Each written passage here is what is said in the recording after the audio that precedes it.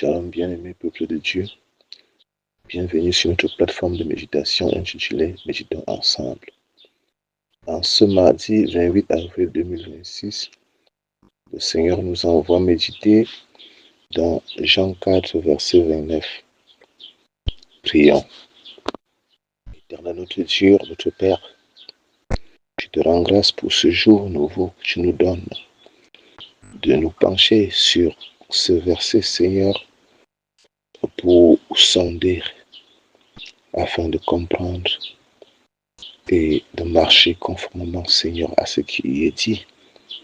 Je te prie, Père éternel, maintenant, de répondre sur toute personne qui se mettra sur le son de ma voix, toute personne qui m'écoute actuellement à travers cette méditation, ton esprit de foi et ton esprit de reconnaissance, afin qu'éternel, en toutes choses, elle reconnaisse, Seigneur, ce que tu as fait et te soit, Seigneur notre Dieu, soumis et prompt, Seigneur, à raconter ce que tu as dit pour la gloire de ton Saint-Nom.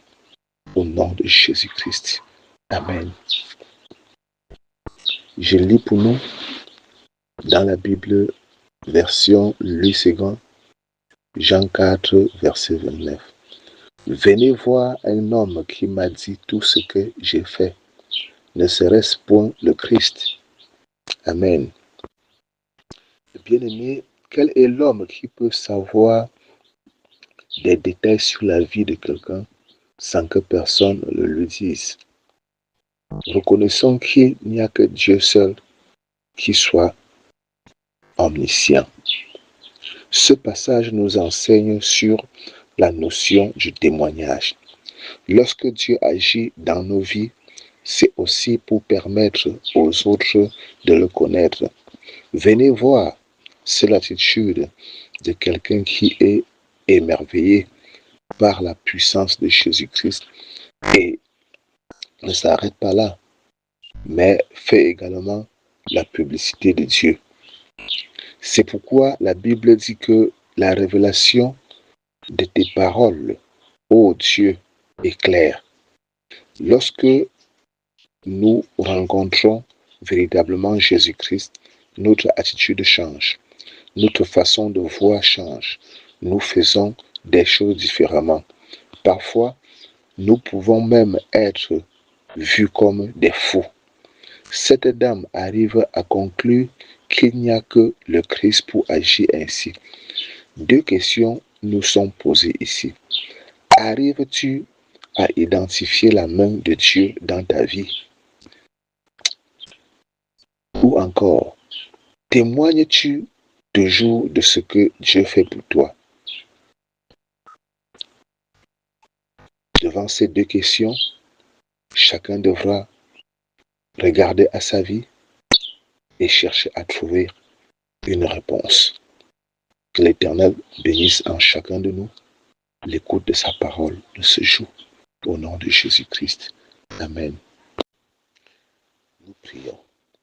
Yahweh notre Seigneur, ce jour je lève ma voix à toi pour te prier, Père éternel, de visiter chaque famille que tu as faite, Père éternel, et en particulier celle qui est en toi, ou qui du moins a une personne qui te cherche véritablement. Dieu de grâce, ouvre les yeux afin qu'elle voie, Père éternel, notre Dieu, tes bienfaits dans leur vie. Oui, Père éternel, Dieu de grâce, afin qu'elle puisse reconnaître que rien de ce qu'ils possèdent, rien de ce qu'ils font, de ce qu'elles font, autant pour moi, et réussi, ne dépend d'elle, mais de toi, toi qui fais toutes choses. Ô Dieu de grâce et de bonté, à toi revient, Seigneur notre Dieu, la gloire en toutes choses.